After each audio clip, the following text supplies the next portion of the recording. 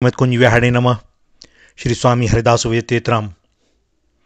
शूरसेन देश में प्राचीन समय में चित्रकेतु नाम के एक राजा थे। बुद्धि, विद्या, बल, धन, यश, सौंदर्य, स्वास्थ्य आदि सब कुछ था उनके पास। उदारता, दया, क्षमा, प्रजा वात्सल्य आदि सद्गुण भी विराजमान थे। उनके सेवक भी नम्र और अनुकूल थे। मंत्री बड़े नीति निपुण और स्वामी भक्त। राज्य में भीतर बाहर कोई शत्रु न था। राजा की बहुत सी सुंदर रानियां थीं। इतना होने पर भी राजा चित्रकेतु बड़े दुखी रहते, क्योंकि किसी भी रानी के कोई संतान नहीं थी। अब तो वंश ही नष्ट हो जाएगा। इस चिंता से राजा को रात्रि में नींद नहीं आती थी। एक बार अंगिरा ऋषि, सदाचारी भगवत भक्त, राजा चित्रकेतु के यहाँ पधारे। महर्षि राजा पर कृपा करके उन्हें तत्वज्ञान देने आए थे, किंतु उन्होंने देखा कि मोहवश राजा चित्रकेतु को पुत्र पाने की प्रबल इच्छा है। ऋषि ने विचार किया कि जब यह पुत्र वियोग से दुखी होगा तभी इसमें वैराग्य होगा और तभी यह कल्याण के सच्चे मार्ग पर चलने योग्य हो सकेगा।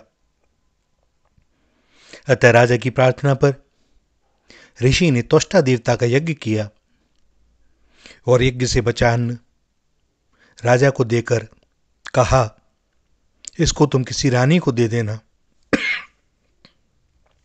महर्षि ने यह भी कहा कि इससे जो पुत्र होगा वह तुम्हें हर्ष और शोक दोनों देगा। राजा तो केवल एक ही पक्ष को सुनना चाहता था और उसका ध्यान वहीं था, सो वह इतने से भी प्रसन्न था, कम से कम पुत्र तो हो। उस अन्न को खाकर राजा की एक रानी गर्भवती हुई। समय पर उसके एक पुत्र हुआ। राजा और प्रजा दोनों बड़े प्रसन्न। अब पुत्रवश राजा उसी रानी से अनुराग करने लगे। दूसरी रानियों की याद प्रायः अब उन्हें आती ही नहीं थी। राजा की इस उपेक्षा से दूसरी रानियों के मन में सौतिया डाह उत्पन्न हो गया और एक दिन सबने षड्यंत्र के तहत उस नवजात बालक को विष दे दिया। बच्चा मर गया। बालक की मृत्यु से शोक के कारण राजा पागल से हो गए। राजा को ऐसी विपत्ति में देख उसी समय वहां देवर्षि नारद के साथ महर्षि अंगिरा आए। राजा को मृत बालक के पास पड़े देख समझाने लगे, राजन, तुम जिसके लिए इतने दुखी हो रहे हो वह तुम्हारा कौन है? इस जन्म से पहले वह तुम्हारा कौन था? अब आगे वह तुम्हारा कौन होगा? जिस प्रकार रेत के कण जल के प्रवाह से कभी एकत्र हो जाते हैं और फिर अलग अलग हो जाते हैं, उसी प्रकार काल के द्वारा विवश हुए प्राणी मिलते हैं और अलग होते हैं। यह पिता पुत्र का संबंध कल्पित है। ये शरीर न जन्म के पूर्व थे न मृत्यु के पश्चात रहेंगे, अतः तुम इनके लिए शोक मत करो। राजा को इन वचनों से कुछ सांत्वना मिली। उसने पूछा, महात्मन, आप दोनों कौन हैं? मेरे जैसे विषयों में फंसे मूढ़ बुद्धि लोगों को ज्ञान देने के लिए आप जैसे भगवत भक्त सिद्ध महापुरुष निस्वार्थ भाव से पृथ्वी पर विचरण करते हैं। आप दोनों मुझ पर कृपा करें, मुझे ज्ञान देकर इस शोक से बचाएं। महर्षि अंगिरा ने कहा, राजन, मैं तो तुम्हें पुत्र देने वाला अंगिरा हूं और मेरे साथ ये ब्रह्मपुत्र देवर्षि नारद हैं। तुम ब्राह्मणों के और भगवान के भक्त हो, अतः तुम्हें क्लेश नहीं होना चाहिए। मैं पहले ही तुम्हें ज्ञान देने आया था, पर उस समय तुम्हारा चित्त पुत्र प्राप्ति की लालसा में लगा हुआ था। तुम और कुछ सुनना नहीं चाहते थे। अब तुमने पुत्र के वियोग का क्लेश देख लिया।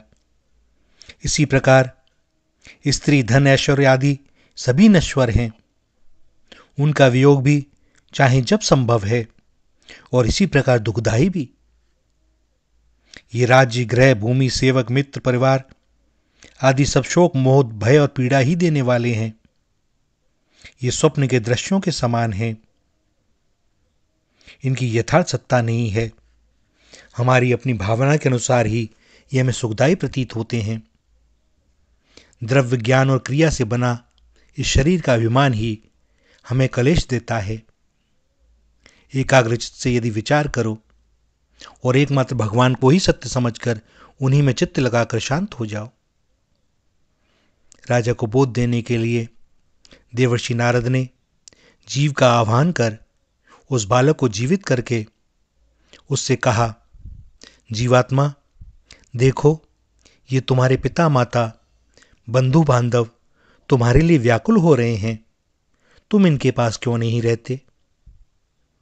जीवात्मा ने उत्तर दिया, ये किस किस जन्म में मेरे माता पिता हुए थे। मैं तो अपने कर्मों का फल भोगने के लिए देवता, मनुष्य, पशु, पक्षी आदि योनियों में अनंत काल से जन्म लेता आ रहा हूं। सभी जीव परस्पर कभी पिता, कभी पुत्र, कभी मित्र, कभी शत्रु, कभी सजातीय, कभी विजातीय, कभी रक्षक, कभी भक्षक, कभी आत्मीय और कभी उदासीन बनते हैं। ये लोग मुझे अपना पुत्र मानकर क्यों रो रहे हैं? शत्रु मानकर प्रसन्न क्यों नहीं होते? जिस प्रकार व्यापारियों के पास वस्तुएं आती हैं और चली जाती हैं, एक पदार्थ आज उनका है, वही कल उनके शत्रु का है, वैसे ही कर्मवश जीव नाना प्रकार की योनियों में जन्म लेते हुए घूमता है।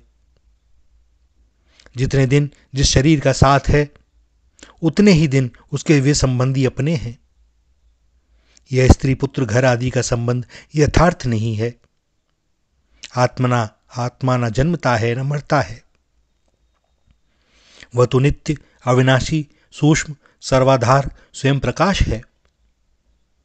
वस्तुतः भगवान ही अपनी माया से गुणों के द्वारा विश्व के नाना रूपों में व्यक्त हो रहे हैं।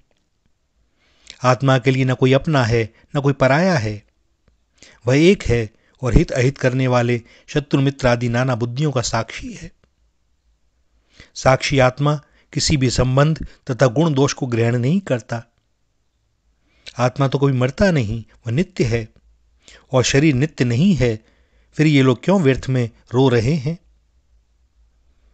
राजपुत्र का जीवात्मा इतना कहकर जहां से आया था वहीं चला गया। उसकी बातों को सुनकर राजा चित्रकेतु का मोह दूर हो गया। मृतक का अंत्येष्टि संस्कार करके राजा शांत हो गए।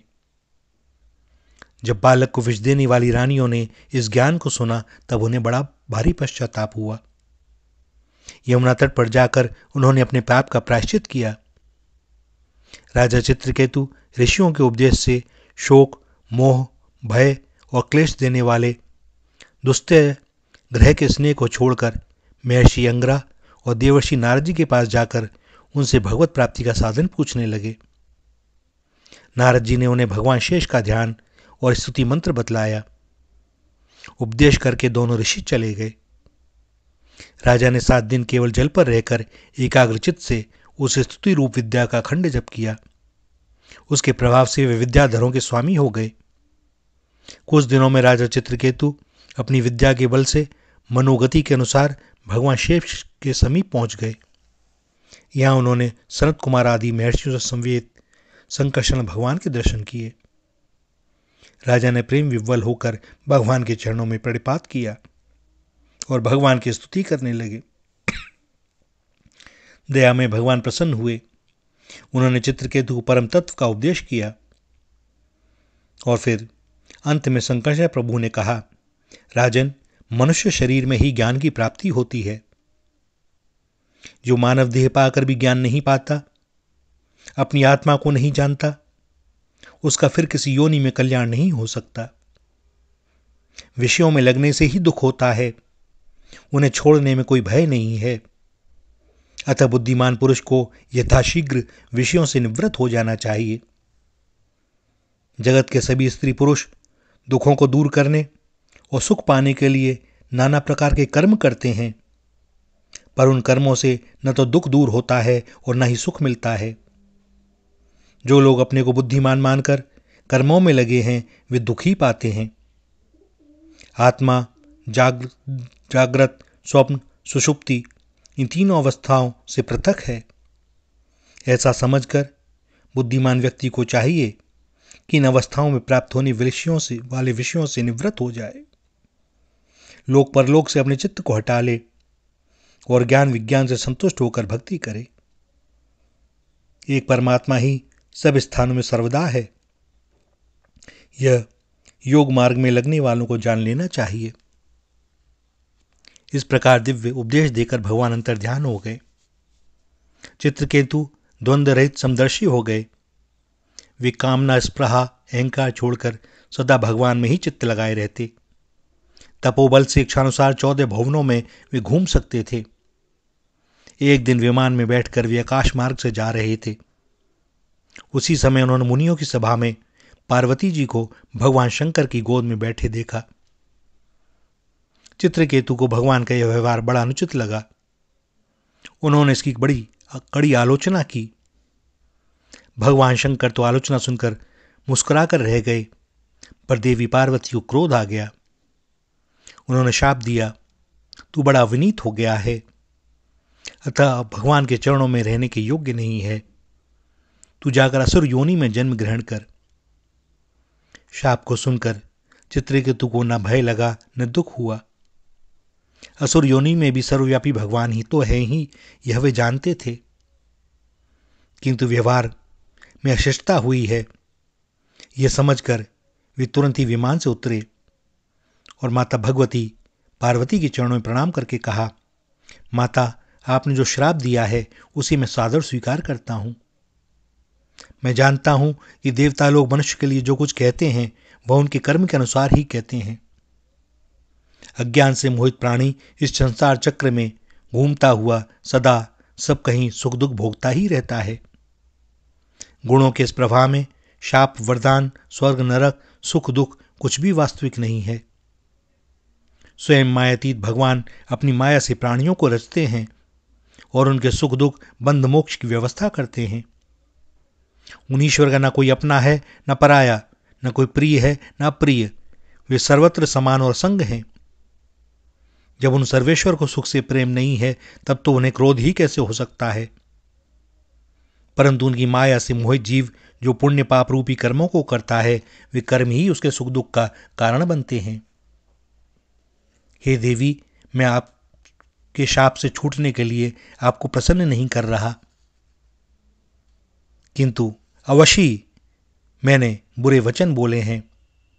मैं आपसे क्षमा चाहता हूं और मैं जानता हूं कि आपका श्राप मेरे लिए कल्याणकारी होगा। इस प्रकार क्षमा मांगकर चित्रकेतु विमान पर बैठकर चले गए। उनकी असंग स्थिति देखकर सबको बड़ा आश्चर्य हुआ। शंकर जी ने कहा, देवी, तुमने भगवान के दासों का महात्म्य देखा। भगवान नारायण के परायण भक्त किसी से भय नहीं करते। वे स्वर्ग, नरक तथा मोक्ष में भी एक सी दृष्टि रखते हैं। भगवान की लीला से ही जीव देह धारण करके सुख दुख, जन्म मरण, शाप, अनुग्रह का भागी होता है। जिस प्रकार रस्सी में अज्ञान से सर्प का भ्रम हो जाता है, वैसे ही इष्ट अनिष्ट का बोध अज्ञान से ही है। भगवान के आश्रित भक्त ज्ञान वैराग्य के बल से किसी भी सांसारिक पदार्थ को अच्छा मानकर ग्रहण नहीं करते। जब मैं, ब्रह्मा जी, सनत कुमार, नारद महर्षिगण तथा इंद्रादि देवता भी भगवान की लीला का रहस्य नहीं जान पाते, तब अपने को समर्थ मानने वाले शुद्र अभिमानी प्राणी उन परम प्रभु का स्वरूप कैसे जान सकते हैं। उन श्रीहरि का न कोई अपना है न कोई पराया। वे सबके आत्मा होने से सबके प्रिय हैं। फिर भी यह महाभाग चित्रकेतु उन्हीं भगवान का प्यारा भक्त है, उन्हीं की रुचि से चलने वाला है, शांत है, समदर्शी है, और मैं भी उन्हीं अच्युत का भक्त हूं, अतः मुझको उस पर क्रोध नहीं आया। ऐसे शांत समदर्शी भगवत भक्त महापुरुषों के चरित्र पर कोई आश्चर्य नहीं करना चाहिए। और सती का यह आश्चर्य कि भक्त होकर भी इसने ऐसा कैसे कहा, भगवान शंकर के इन वचनों से दूर हो गया, क्योंकि वे भी समझ गईं कि उसने कितनी विनयपूर्वक उस स्वाप को स्वीकार करके भगवती पराम्बा से क्षमा मांगी थी। और इसी शाप के फलस्वरूप त्वष्टा के यज्ञ में दक्षिणाग्नि से वे वृत्तासुर के रूप में प्रकट हुए। और इन वृत्तासुर का चरित्र आगे जब उनकी इच्छा हो। श्री राधा, श्री राधा, श्री राधा।